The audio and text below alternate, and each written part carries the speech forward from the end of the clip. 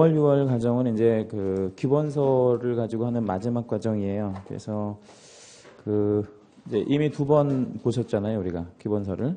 그래서 이제 3번째 맞는 거죠. 지금 우리 3번째 하는 게 기본서 가지고. 그래서 똑같이 하는 거는 뭐 큰 의미는 없을 것 같아서 우리 이제 지난번에 그 나누어 드렸던 왜 그 요약 자료 있잖아요. 그걸로 이론을 좀 정리를 하고 그리고 우리 기본서에 있는 이제 문제들을 좀 풀어드릴 겁니다. 이제 우리 그 강의 시작하기 앞서서 그 좀 간단하게 좀 드리고 싶은 말씀이 있어서 좀 잠깐 좀 드리고 할게요.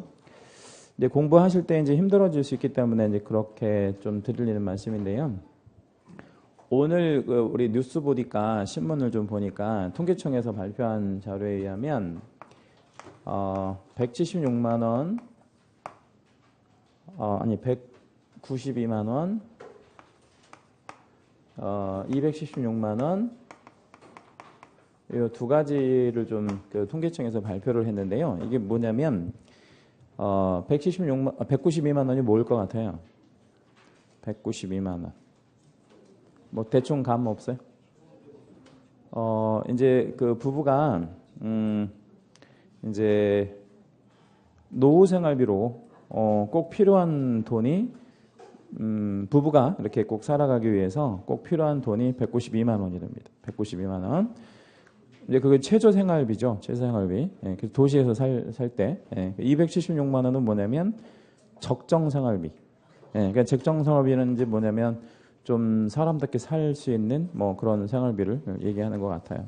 그런데 192만 원이면 이제 이거를 어떻게 마련할 거냐를 좀 고민을 해봐야 되지 않겠어요?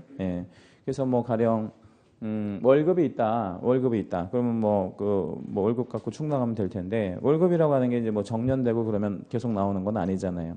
그다음에 또 월급 말고 뭐 연금이 있다 그러면 연금도 뭐 우리 그 여러 가지 종류가 있는데 국민연금 같은 경우에는 뭐 많이 나와봐야 뭐 한 100만 원대 이렇게 나오는 거잖아요. 많이 나와봐야 그것도. 그래서 국민연금 갖고는 좀 힘들고. 그러면 이 192만 원, 276만 원을 어떻게 마련할 거냐 이제 고민을 해봐야 되는데 일을 해야죠 계속해서. 그죠? 몇 살 때까지 일을 해야 되겠어요? 70대까지는 충분히 일을 해야죠. 70대까지는. 제가 지난주에 그런 말씀 드렸나요? 75세 잡수신 할머니가 노인정 갔더니 젊은 게 왜 집에서 노냐고. 그 시골에서도 75 잡수신 할머니가 일을 하는 것처럼 일을 해야죠. 그 일을 하면 안 되잖아요. 며칠 전에 어젠가 그저께인가 왜 버스 하나 이렇게 좀 이렇게 사고 나서 왜 6명 이렇게 돌아가셨잖아요. 그거 오늘 아침 뉴스 보니까 그분들이 연세가 다 있으신 분들이더라고. 고령자들인데 일을 해주고 오다가 이렇게 사고가 나신 거더라고. 그런데 그 일이 이제 뭐 그 알타리무, 알타리무라는 거 있잖아요. 그거 이제 수확하는 거 이제 일당 6만 원, 7만 원 받고 일을 하시다가 이제 집에 오시다가 이제 이렇게 사고가 나서 그렇게 이제 좀 많이 돌아가셨는데.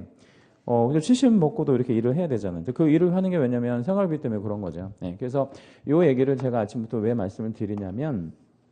그러면 이거를 우리 한 70대 정도까지는 직업이 있어야 되는데 어느 직장에서 70 먹은 사람을 월급 줘가면서 이렇게 쓰겠어요. 절대 안 쓰죠.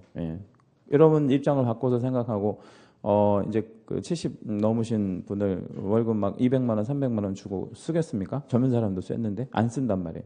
그러면 어떻게 이제 이 노후 생활비를 또 마련하고 뭐 노후에 좀 대비를 하고 해야 되느냐? 내가 전문 자격이 있어야 되는 거죠. 전문 자격. 그래서 그 전문 자격이라고 하는 게 나이하고 상관없이 계속해서 종사할 수 있는 게 특히나 이제 남녀를 이렇게 통틀어서 오래도록 할 수 있는 직업이 뭐가 있겠냐? 뭐가 있겠어요?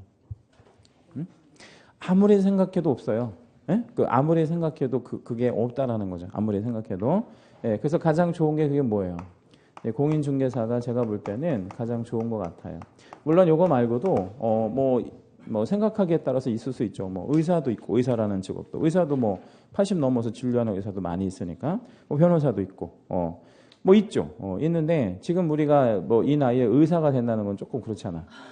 의사. 그다음에 이제 변호사가 된다는 것도 좀 쉽지 않잖아요. 근데 그런 거 저런 거 생각하면 제가 생각할 때 연령에 상관없이 오래도록 직업에 종사할 수 있는 건 요거밖에 없는 것 같아요. 예, 그래서 제가 생각할 때 여러분이 지금 선택하신 요 자격은 정말 괜찮은 자격이라는 거 일단 좀 생각하시고요. 우리 지난주 금요일 날이죠. 지난주 금요일 날 우리 남북 정상회담을 이제 판문점에서 했는데 느낌이 어땠어요? 느낌이 좀 금방 좀 뭐 될 것 같은 그런 느낌 들지 않나요? 예, 예. 그래서 이제 우리나라 사람들이 좀 하도 발빠르게 움직이니까 파주 지역에 땅 가격이 굉장히 많이 올라갔고 뭐 이제 그 계약 해제 사태, 나 이렇게는 못 팔아 뭐 이런 게 아주 속출한대요. 왜냐면 쫙 올라가니까 자고 나면 막 올라가고 그러니까 나 이렇게는 못 팔아 이런 게 엄청나게 속출하는 거죠. 근데 이제 그런 것들이요. 어떤 그 희망 같은 게 보이는 거죠. 통일이 되면 가장 각광받을 만한 위치가 어디냐. 생각해 보면 우리가 이제 우리나라 지도 이렇게 이제 뭐 굳이 그려 보면 통일이 됐다고 치고 어디로 남북 사람들이 왕래할 가능성이 되게 많아요. 예, 여기로 왕래할 가능성이 있죠. 예, 왜냐하면 여기 중간에는 다 뭐가 막혀 있어요. 산이 있어서 이제 다닐 수가 없잖아요. 여기는. 예, 그러니까 여기밖에는 없는 거죠. 예, 그리고 이제 여기 조금. 그 대신 여기 강릉 이쪽은 주로 어떤 뭐 이런 수송이라든지 뭐 어떤 물량이 왔다 갔다 할 만한 그런 위치는 아닌 것 같고 주로 뭐 할 사람들. 관광, 뭐 금강산 관광이나 뭐 이런 사람들이 왔다 갔다 할 만한 위치고요. 어떤 산업화 되어질 수 있는 가장 이런 좋은 위치는 이쪽이죠, 뭐. 이쪽 평양의 이쪽에 있고요. 바로 밑에 이제 개성이 있고, 요 좀 내려오다 보면 파주 거쳐서 일산, 파주 거쳐서 서울이잖아요. 그러니까 요렇게 이제 라인이 연결되어진 요 라인이 되게 이제 그 앞으로 통일 시대에 이제 땅값이 올라갈 수밖에 없으니까 그걸 이제 발빠르게 움직이는 거죠.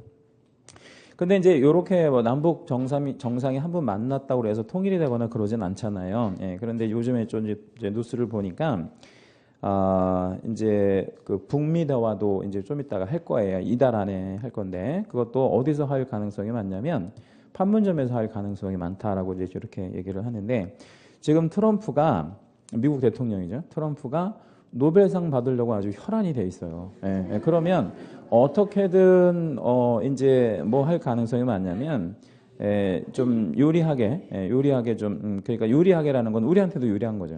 그러니까 뭐 좀 통일할 수 있는 어떤 기반을 마련할 가능성이 되게 많고 뭐 이제 뭐 그거하고 관련돼서 이제 미국이 이제 굉장히 좀 아끼는 그 전투기가 있는데 그 F-20이라는 전투기가 여자분들 잘 이제 관심 없으실 텐데 굉장히 뛰어난 전투기가 편대가 우리나라에 처음으로 지금 들어와 있거든요. 근데 그 전투기가 들어올 한무 이유가 없는데 그 전투기 편대가 지금 우리나라에 들어와 있어요. 그거는 이제 뭐냐면 압박을 하겠다는 거죠. 그래서 제 생각인데 이거는 북미 그 정상 대화하면서 종전 선언을 할 가능성이 상당히 많고요. 그러니까 이제 전장이 끝났다라는 선언이죠. 그렇게 하고 이제 여러 가지로 이제 어떤 경제 협력을 하게 되면 자연스럽게 북한도 개방되면 뭐 통일이 되는 것도 어렵지는 않을 것 같아요. 그럼 통일이 된다고 치면 이 직업은 어떤 것 같아요? 통일 시대에 통일 시대에 공인중개사 너무 좀 이렇게 비약적인 전개를 해서 좀 그렇긴 한데 통일 시대에 여러분 가장 각광받을 직업이 뭘 것 같아요? 응? 이제 세 가지를 좀 직업 뭐 업종 말고 직업 전문 직업으로 했을 때 통일 시대에 가장 각광받는 직업은 뭐냐면 변호사. 자, 왜 변호사가 가장 각광받냐면 독일이 이제 통일을 했잖아요. 우리보다 먼저. 독일이 이제 통일 됐을 때 원래 이제 그 토지 문서 같은 거 원래 갖고 있던 사람들이 찾는 소송들이 이제 엄청나게 많았다는 거죠. 지금 우리나라도 그런 거래를 한대요. 그러니까 예컨대 이제 통일 전에 북한에 이제 있는 토지를 그 어떤 그 행정기관에서 발행한 토지 문서를 갖고 있는 사람들이 월남하면서 갖고 내려올 수 있을 거 아니에요. 그거를 거래를 한대. 왜냐면 그거는 인정해줘야지. 왜냐면 우리나라가 이제 민주주의 국가니까 그걸 인정하지 않을 수가 없잖아요. 사유재산을 인정해줄 수밖에 없으니까. 해서 그걸 인정한다면 그걸 찾는 소송들이 이제 많아질 거고요.